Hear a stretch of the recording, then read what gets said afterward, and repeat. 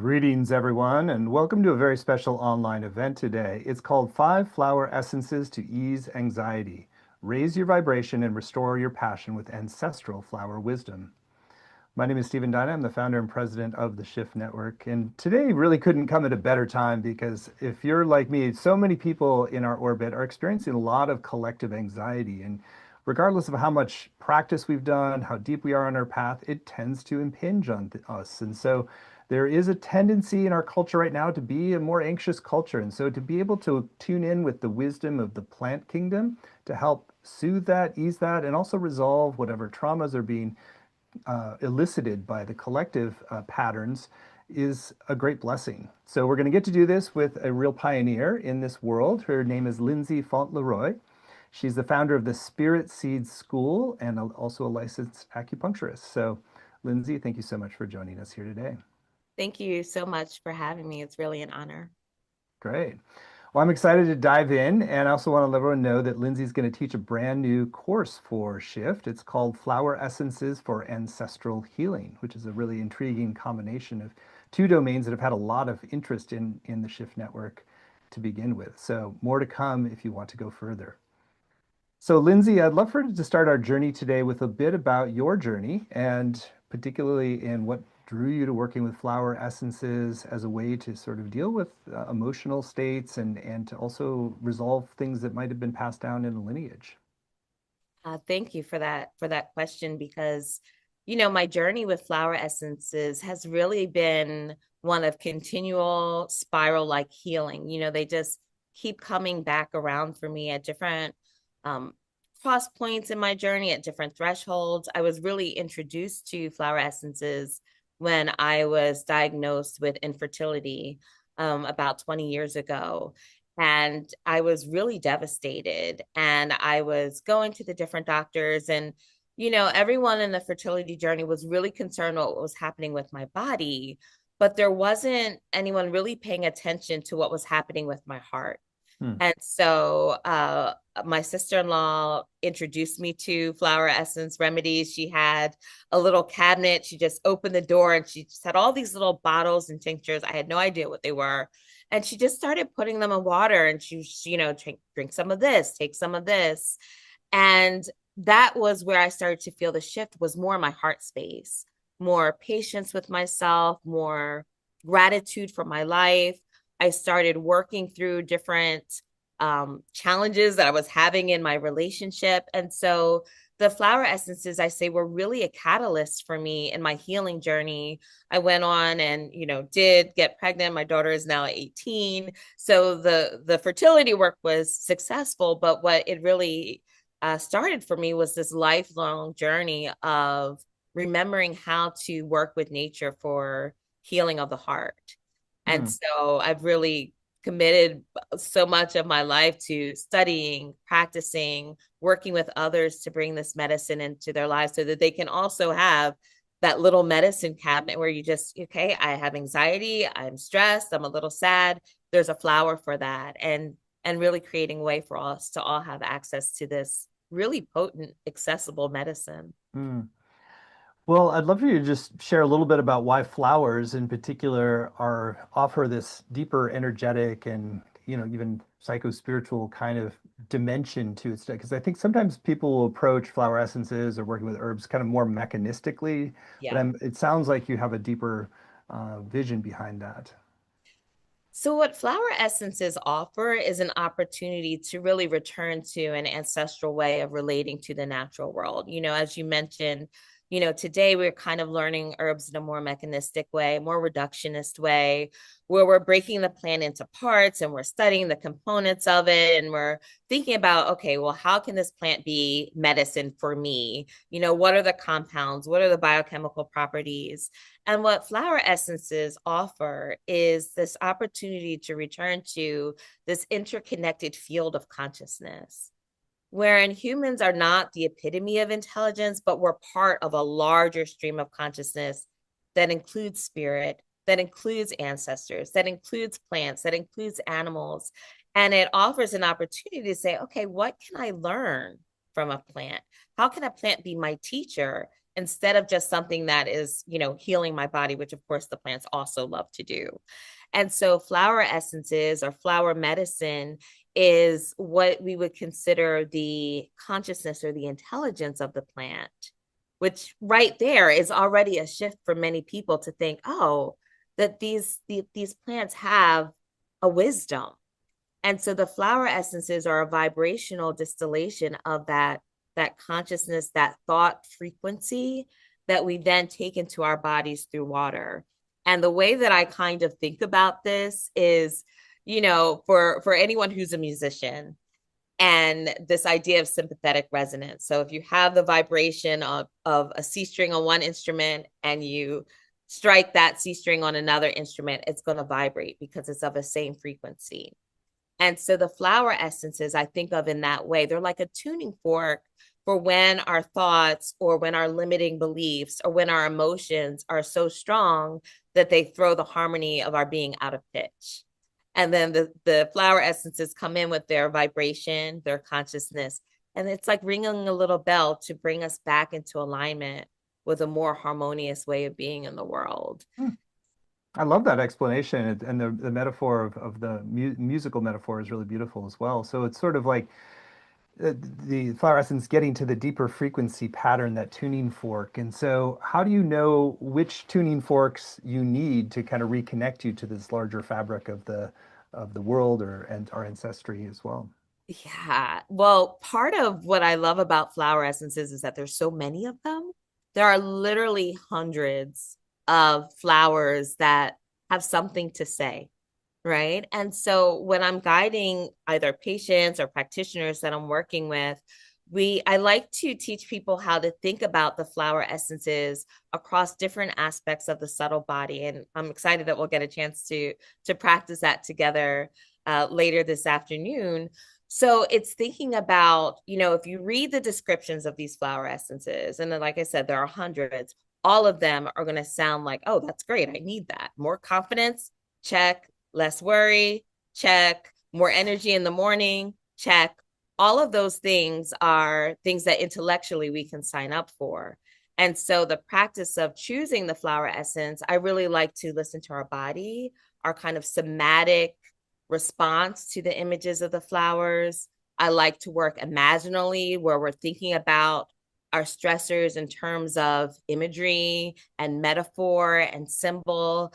And then, of course, there's that intuitive draw to the flowers. And so when we're working across those different ways, we get a more complete picture of which flower essence is really trying to get our attention and to be a teacher for us. Hmm.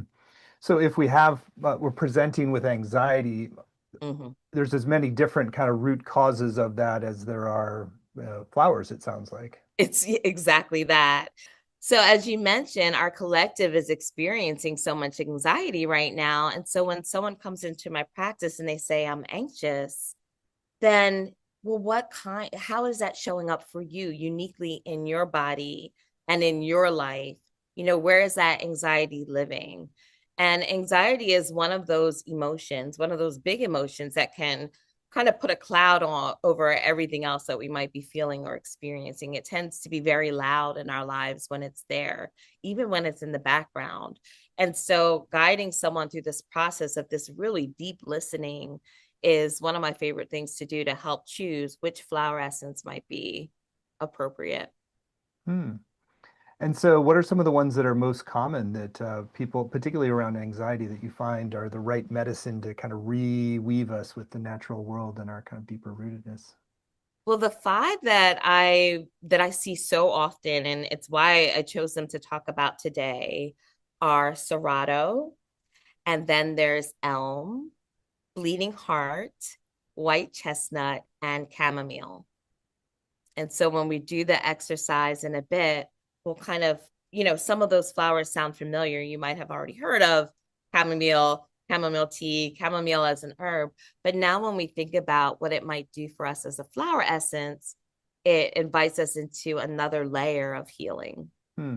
So, I'm wondering, once you've, so there's a little bit of a process of matchmaking, sounds like. So you're kind Mhm. of matching a flower essence with somebody's particular constitution and system.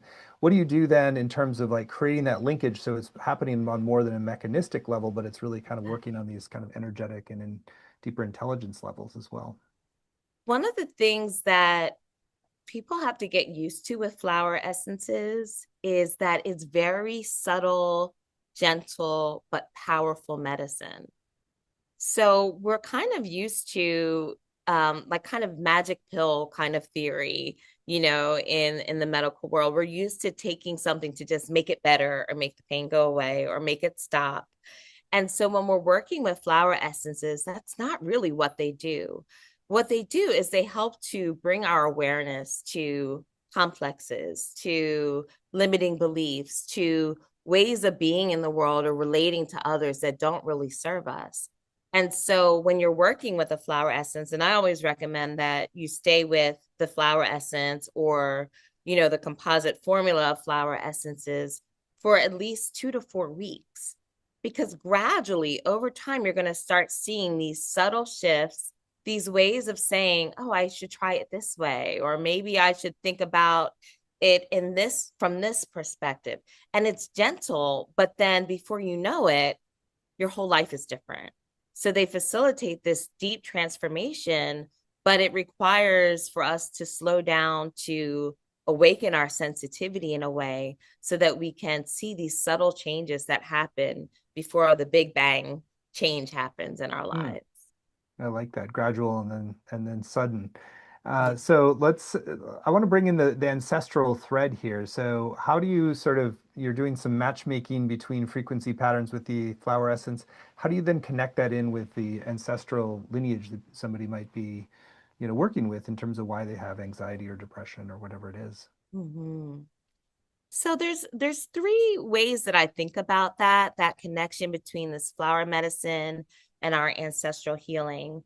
The first opportunity is really remembering and relearning how to see the world and to see nature and to see spirit through ancestral eyes. So remembering that we all come from people who had a deep, deep relationship with the land, and their relationship with the land is very different than the relationship that we now have as a global society with the natural world for the most part, right? And so, our ancestors had what we consider a kin-centric relationship with the natural world. Again, going back to that idea that humans are not the sharpest knife in the toolkit, right? That humans have can have some humility to learn from the natural world, to learn from our trees who are our elders and also our ancestors. So that's the first shift is kind of restoring this way of experiencing the sacred throughout the natural world. And then that in turn helps us to see it in each other as part of our shared humanity. The second piece of that is really thinking about there are flower essences that are specifically for healing patterns in our lineage. So, whether those are flowers to help us connect to our ancestors, discover our ancestors, remember their names, uncover family history, or to look at the specific intergenerational wounds that have been passed down through our ancestry. There's a flower essence for that. That's one of my favorite phrases. There's a flower for that. Nearly any aspect of the human psyche that we can think of, there's a flower for that.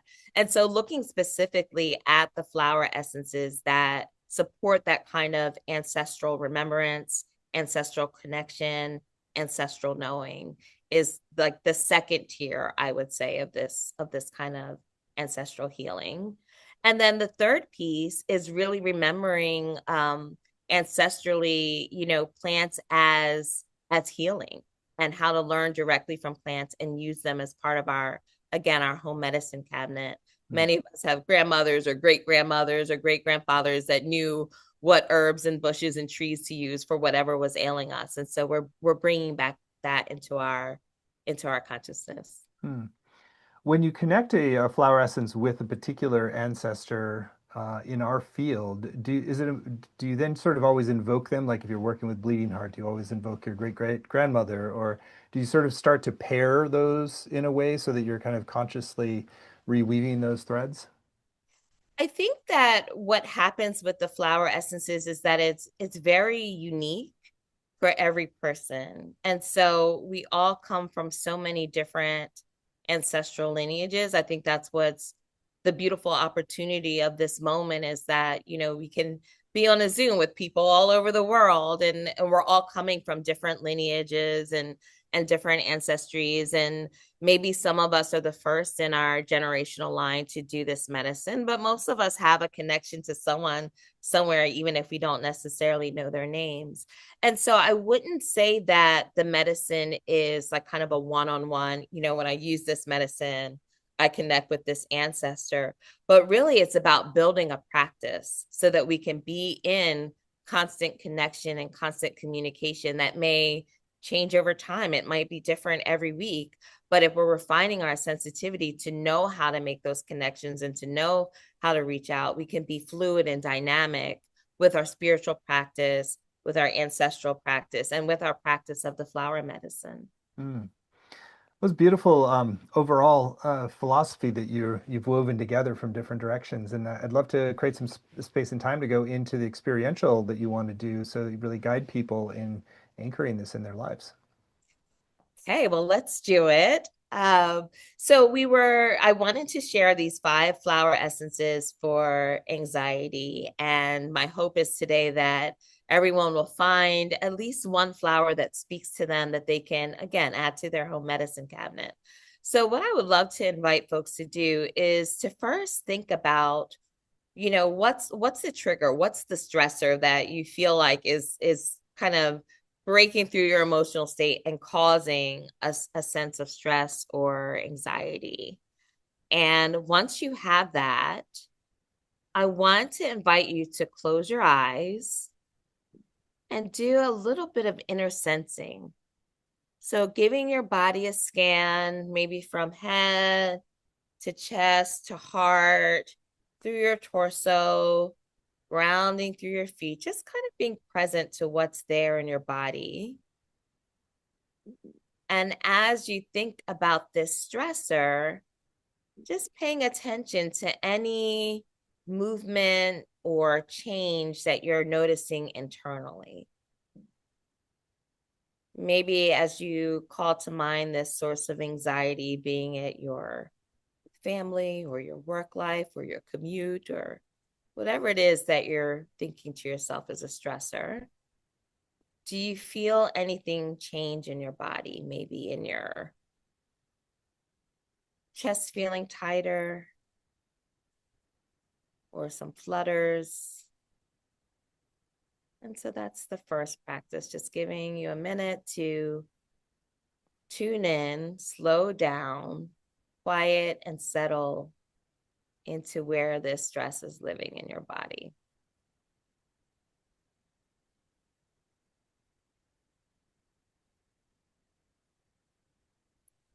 And maybe just making a short mental note of that.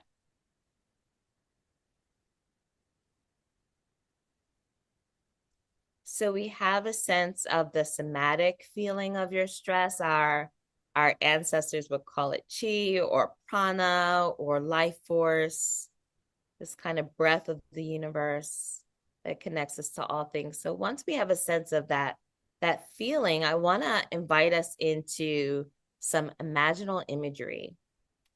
And so I'm going to start by showing 5 images that reflect ways that anxiety might show up for us. So taking, as I move through these images, maybe seeing which one resonates, or strikes a chord or feels like a aha. That's kind of what my anxiety feels like. So we have the first image that's up. And then moving on to the next, just taking it in and seeing which one feels like how stress or anxiety is living for you. Moving on to the third.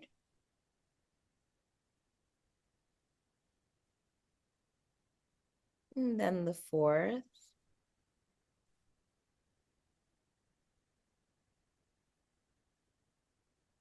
And then the last.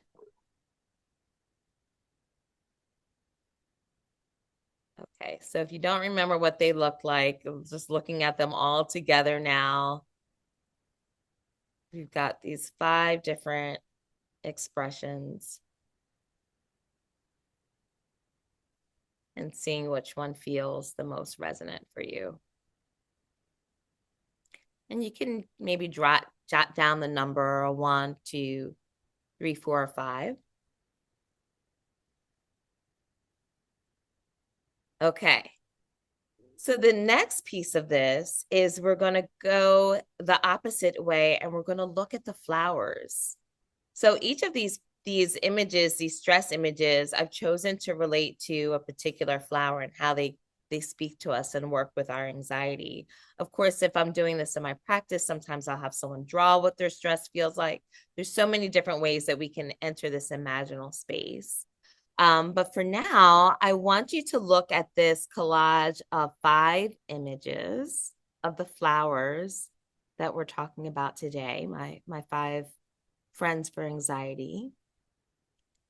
And to see which of these flowers, as you look at these 5 flowers, which one you feel the most drawn to or the most curious about. Which one catches your attention as if it has something important to say. One way I like to practice this is I, look away and then look back and see, doing that a few times.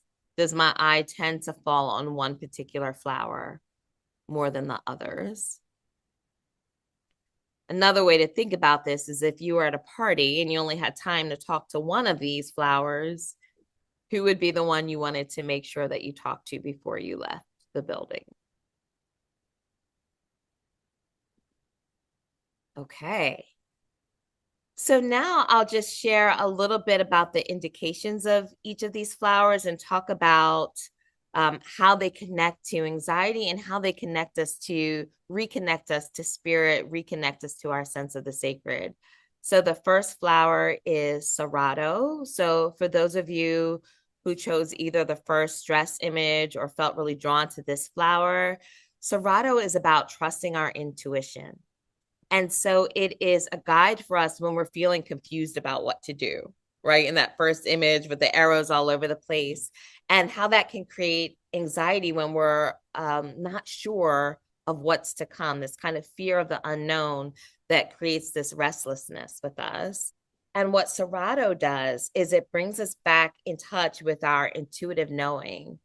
And in this philosophy, our ancestors speak to us through our intuition. And so the Cerato helps to reconnect us to that inner knowing, that gut knowing, that truth that allows us to trust and say, okay, I know what to do, even if it doesn't make sense, even if it's not logical.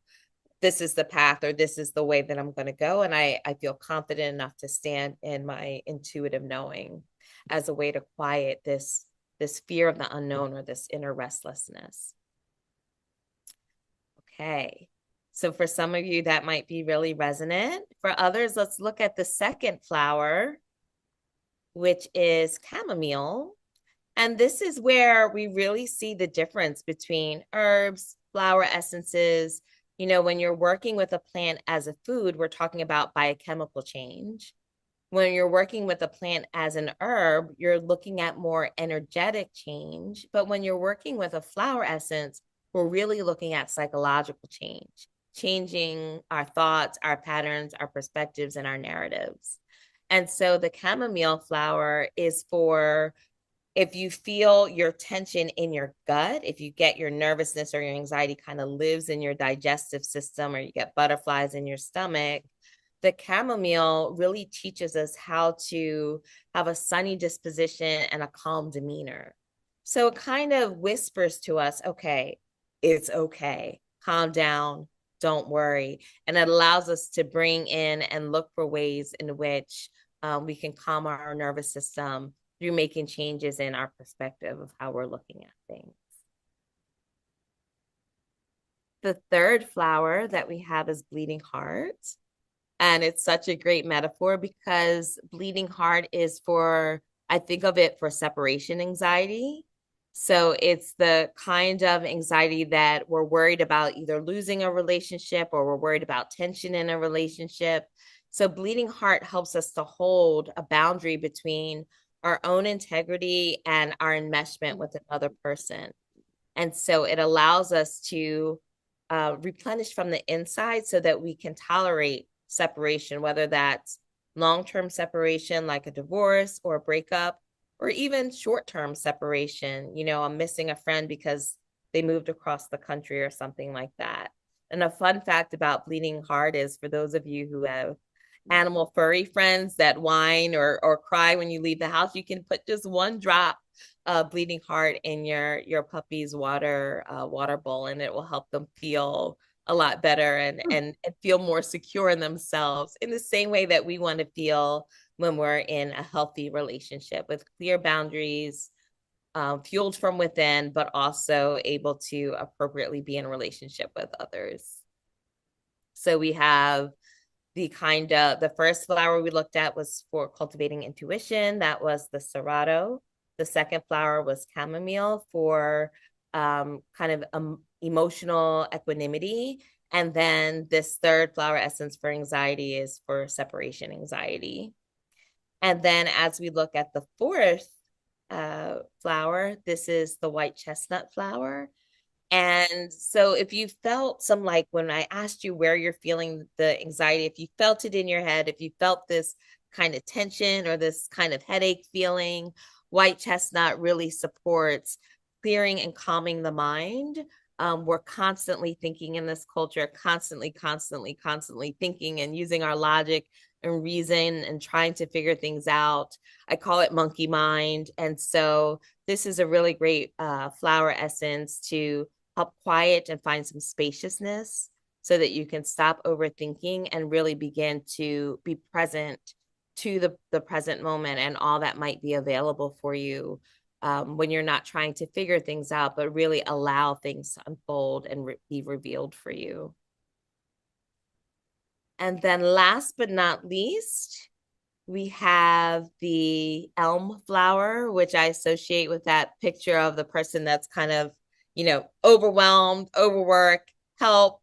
Elm is a flower essence for when we are overwhelmed and under resourced. So when we feel like we just don't have enough, whether it's enough sleep, enough energy, enough money, whatever it is that makes us feel like we don't have enough to do the things that we need to do, elm is a flower essence that teaches us how to create networks of support that can sustain us and bolster us so that we can move through our life successfully. And so all of these are teachers in different ways of how to navigate different types of anxiety as they show up for us. Beautiful overview, and I love the intuitive connecting of the dots between them. So, what do you recommend in terms of like once you've connected the dots for yourself, how do you then to design sort of an ongoing program of working with that particular flower essence?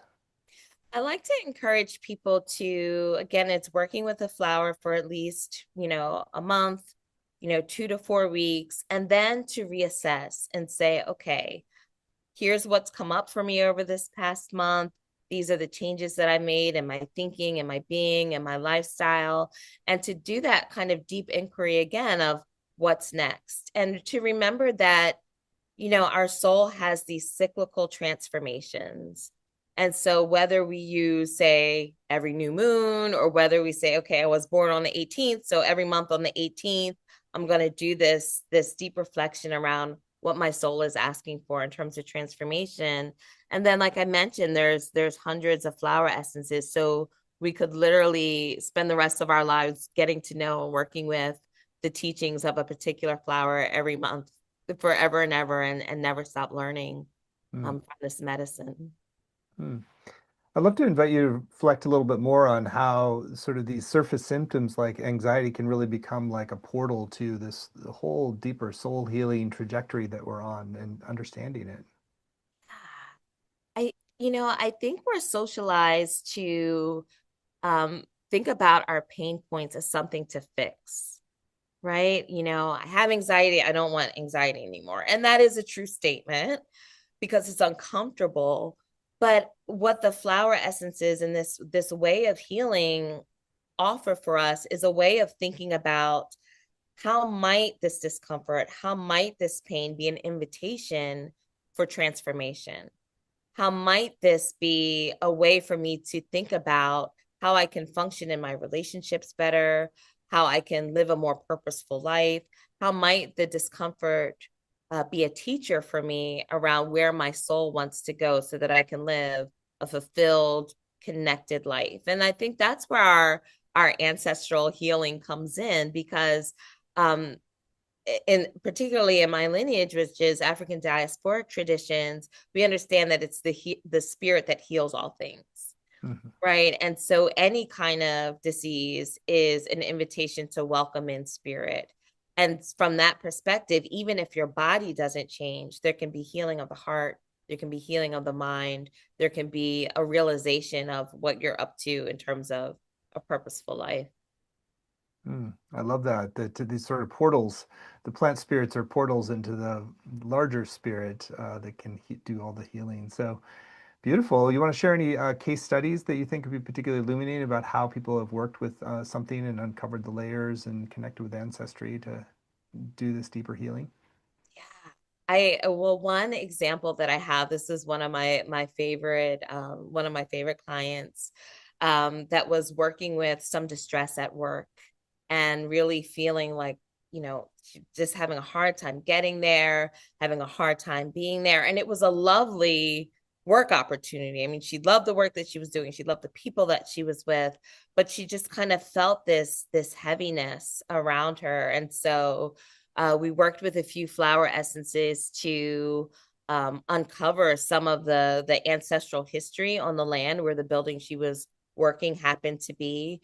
And then we worked to create a small, discreet ancestral altar at her workplace. And she just found that it just really enlivened her. She was able to be more joyous in going for work. She was able to kind of figure out what her specific role there was meant to be. And it was really coming out of this ancestral connection, working with the flowers, working with spirit to really feel more aligned with how she was how this work environment was meant to further her purposeful life. Hmm. Um, some of other clients that I've worked with we do a lot of ancestral work when folks are working with fertility and growing their family. And then, of course, this sometimes brings up childhood wounds that want to be revisited so that they're not passed on to the next generation. So the flower essences, the spiritual work, they kind of go hand in hand once we start awakening our sensitivity and once we start really attuning to spirit. And again, it's spirit in nature, but it's also spirit in each other, our fellow humans, and being able to see those little beads of light in our day-to-day experience. Hmm. We've been mainly speaking about flower essences. I wonder if you want to share a little bit about flower essences, essential oils, and then herbs themselves and how to sort of optimize working with the different categories. Sure. So the way that I think about plant medicine as a whole is in the same way that we think about the subtle body and the subtle body of the human field.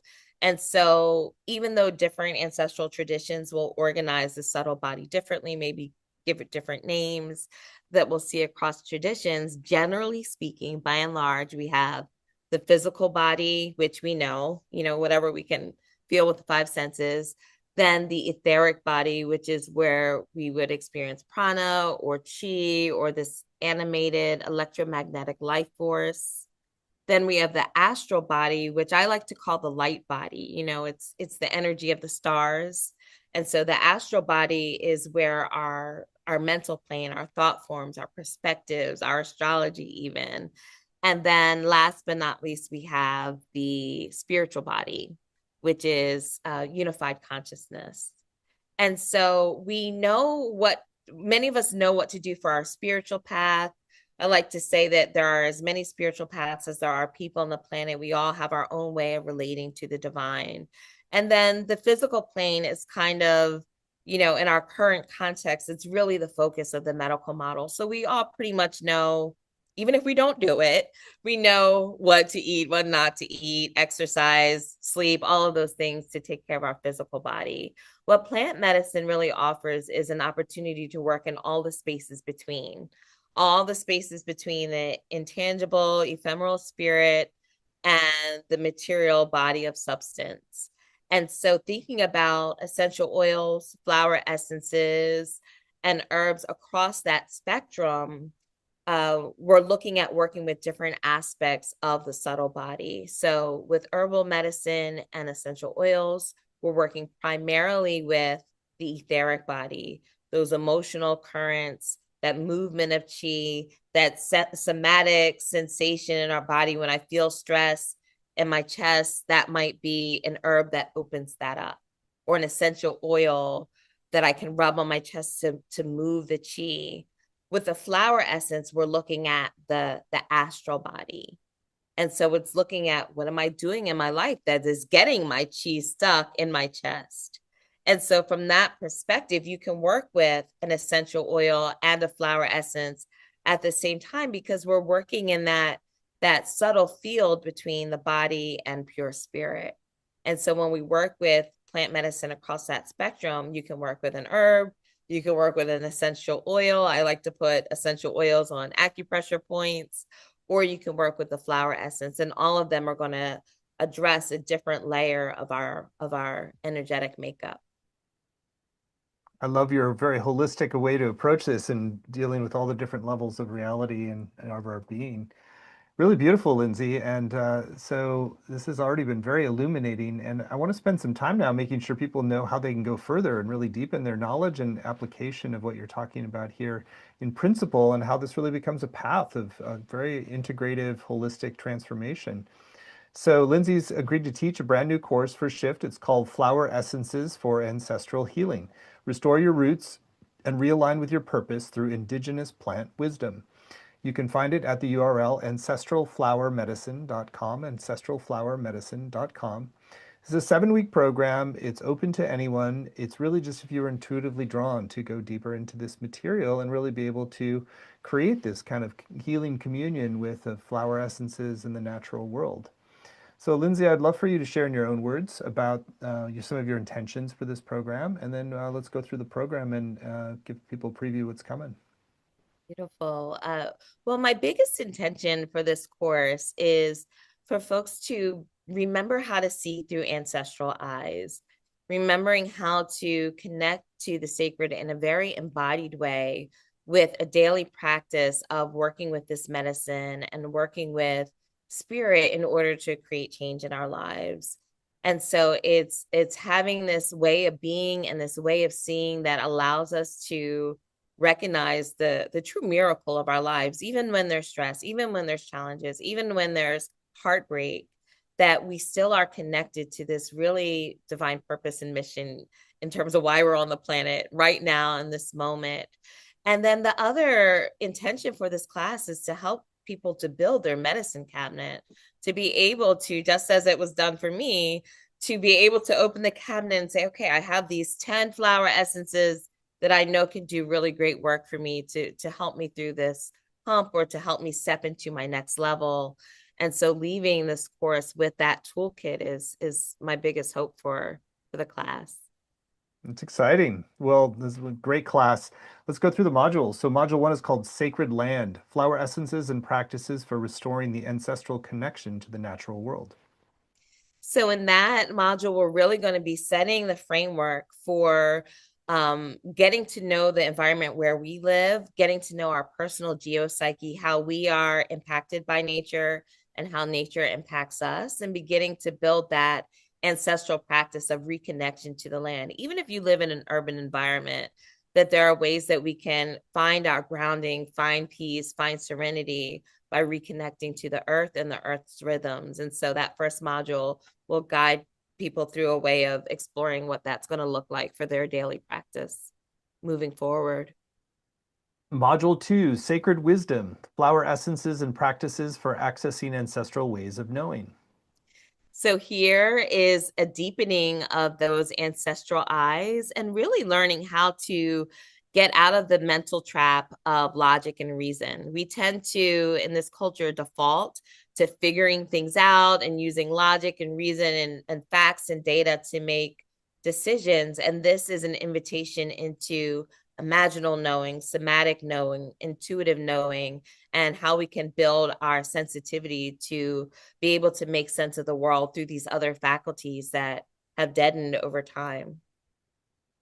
Module 3, Sacred Sleep, Flower Essences and Practices to Remember and Understand Your Dreams and Receive Spiritual Insights. This is one of my favorites because not only do flower essences tend to make our dream life more vivid, but learning how to work with the material that comes up in dreams is one of the things that we'll be doing in that module as we awaken our sensitivity and open the portals, if you will, for our ancestors to guide and speak to us. Dreams are one of the ways that they do that. And so in that module, we'll be practicing some strategies for not just remembering our dreams, but working with the symbols and metaphors that that emerge in our dream states. Module 4, Sacred Guardians, Flower Medicine and Rituals for Establishing and Celebrating Ancestral Connection, Communication, and Gifts. This is where we'll really start doing that deeply personal work of connecting to the ancestors in our lineage. And so looking at what are some of the gifts that have been passed down, what are some of the liabilities that need to be worked through, but developing that sacred practice for continuous ancestral communication. And that's going to look different for each of us depending on what work we've done before, our sensitivity, what we need to feel grounded, what we need to feel open. We'll be developing those tools and those practices in that module. Module 5, Sacred Lineage, Ancestral Wounds and the Flower Essences and Practices that Bring Restoration and Reconciliation Between Generations. Oh, this is always a fun one. This is really going deeper into those wounds, those liabilities, those limitations. And it's really asking of us, what am I going to transform in this life so that it doesn't get passed down to future generations? And that's either thinking about our bloodline ancestry or what we call our spiritual family, all of the folks that are here with us now, that we have in our shared community. And so it's really an opportunity to look at what's still impacting us in a negative way, and also what are we cleansing and restoring for the future. Module 6, Sacred Community, Flower Essences to Support Ancestral and Collective Healing, Decolonization, and Reconciliation. And here is where we have a lot of work to do. I believe it's work we have to do as a collective. I believe it's work we have to do the individual work for sure. But then this is where we really think about what is the world that we want to live in and what are some of the collective wounds, including the wound of modernity, including the wound of technology that in some ways has really impacted our sensitivity to the sacred, and what can we do together to create the world that we want to live in as good ancestors. And finally, Module 7, Becoming Neo-Ancient, great term, integrating what you've learned to embrace personal purpose, ancestral wisdom, and vision for the collective. So neo-ancient is a term that I coined to reflect this idea of we're bringing in ancestral wisdom and we're bringing in ancestral ways of knowing and being, but we're doing it in a modern context. And so this final module is a place of integration where we kind of bring together all of the things that we've learned throughout the course: our relationship with land, our relationship with spirit, our relationship with ancestors, our relationship with technology, and really craft a personal path for moving forward, whether that means sharing this work with others or living and deeply embodying it in our life after the course ends. Well, what a great design to this program. And it sounds very, it's the opposite of mechanistic. It's very multidimensional in the way you're approaching this really important subject area. So kudos to you, Lindsay. And I know people are going to be blessed if they choose to move forward. So the whole program is laid out in a little bit more detail than we just described at ancestralflowermedicine.com. So you'll get, if you choose to move forward, the 7 90-minute live sessions that we just described, which includes time to ask your questions and do interactive practices together. You also get recordings of every session, both video and audio, as well as word-for-word transcripts that you can study and highlight. There's weekly exercises that you can do at home. There's a community group to support you with deeper experiences with other participants, and also some small group time to connect with them as well.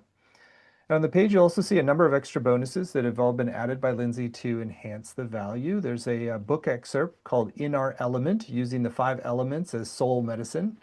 You want to share more about that bonus? Sure. So, In Our Element is my book that came out in 2022, and it is a self-help manual of working with different types of flower essences aligned with acupuncture theory. And the bonus for this class is that I'm offering a few chapters that really establish the framework for understanding the subtle body, the science of the subtle body, and the different states of consciousness that we use to access plant medicine. So we'll talk about it in class, but the bonus gives a bit of a deep dive so that folks can digest it on their own and really play with it in their life. Great bonus. And then there's a second bonus called What the World Needs Now. There's a video teaching with flower essence practitioners that Lindsay has hosted. Do you want to share more about that video teaching? So, from an indigenous perspective, all healing is collective. And so, as I was thinking about this course, I was thinking about who are the thought leaders in the field of flower essence therapy that I really want their voices to be in the room with us. And so, this bonus is a conversation with myself and 6 other practitioners as we talk about how we use flower essences in our work, in our practice, in our life, and also the role that we know that flower essences will play in healing the collective moving forward. It was an amazing conversation with some of the people that I admire and respect the most. Super cool bonus. Then there's a third bonus. It's actually a discount from the on Elemental's flower essence remedies from the Spirit Seed. There's a 30% discount. You want to share more about some of what you carry there at the Spirit Seed? Sure. So for this class, there's of course the content, and we'll be studying each of the flowers in detail and in depth. But there's also the invitation to work with the flower essences through the course, and so this discount is applied to any flower essence remedy. There are 20 different formulas that we have on the website, as well as a special kit of flower essences that is specific to this class that you'll have your discount for the duration of the time that we're working together. Hmm. Well, it's a great extra bonus right there and really allows you to go deep into the experience with each of these flower essences. And then there's one final bonus, which is actually I particularly love. This is because Cindy Dale is one of our most beloved energy medicine teachers. And so Lindsay and Cindy have teamed up on this bonus. It's actually called the Healing Path, Ancestral Blessings, Plant Wisdom, and Energy Medicine. You want to share a little bit more about that bonus? So I've had the honor and privilege of working with Cindy for a few different projects. One of them being a series of books on the chakras, in which I contribute a chapter on working with indigenous and ancestral medicine. And so in this conversation, we just really sat down and talked in depth about this interrelationship between ancestral healing, energy healing, how the world's kind of collide and inform and enhance and shape each other, and really sharing with Cindy and hearing from her perspective on the role that ancestral healing can play, will play, does play in healing our collective and also our individual lives. So it was amazing conversation. What an amazing extra bonus. And that's the bonus that you get if you sign up by midnight tonight Pacific time. So it's our little extra enticement to make a decision now while you have the most information, and you can really tune in intuitively and just with the content already shared by Lindsay. And just if you choose to move forward today, you're going to get the Healing Path, Ancestral Blessings, Plant Wisdom, and Energy Medicine. Lindsay in dialogue with Cindy. So it's clearly going to be a really profound program with a lot of potential benefit for you. We've kept the investment very accessible. It's just 3 payments of $128, or save 10% when you pay in full with one payment of $349. The course is going to start September 3rd and run Wednesdays at 9 Pacific, noon Eastern. But even if you can't make the live times, you can still get the full value with the recordings, the transcripts, and the community as well. There's some beautiful testimonials about Lindsay and her work. She's a master healer and teacher, visionary healer and teacher, developed her own way of seeing and touching the soul, brings her skills as an educator and holistic practitioner together. Really great testimonials from people who've worked with Lindsay. So you're in really good hands and really skilled practitioner, and you will I think, benefit in really beautiful ways if you choose to move forward. So again, the whole course is laid out at ancestralflowermedicine.com, ancestralflowermedicine.com. And you get that special bonus with Lindsay and Cindy Dale when you sign up by midnight tonight.